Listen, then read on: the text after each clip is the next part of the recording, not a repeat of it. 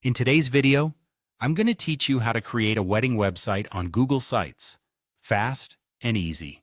Whether you're planning your own wedding or helping a friend or family member, having a website is a fantastic way to share all those important details with your guests. Let's dive in and get started. First, you'll want to open up your favorite web browser and navigate to Google Sites. If you haven't used it before, just type Google Sites into the search bar and hit Enter. Once you're on the results page, look for the official Google Sites link and click on it. This will bring you to the homepage where all the magic happens. Now that you're on the Google Sites homepage, it's time to have some fun with templates. Click on the Template Gallery button. This is a great tool because it gives you plenty of starting points, and for us today it's essential because there's a wedding template that's going to make things much easier. So go ahead and browse through the templates until you find one for weddings. Or if you prefer to build from scratch, that's perfectly fine too. Once you've selected the wedding template, it's time to put your personal touch on it. Click on it to open the editing page. Here, you'll see options to customize various elements of the template. Start in the top left corner by clicking on the title box.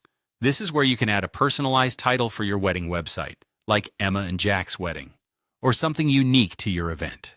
Next, you're going to want to focus on the date. Located nearby, you'll find a section for this. Click on it and enter the date of your big day. It's important to get these details right so that your guests have all the correct information. Moving down to the visual elements, you'll notice there's an image placeholder.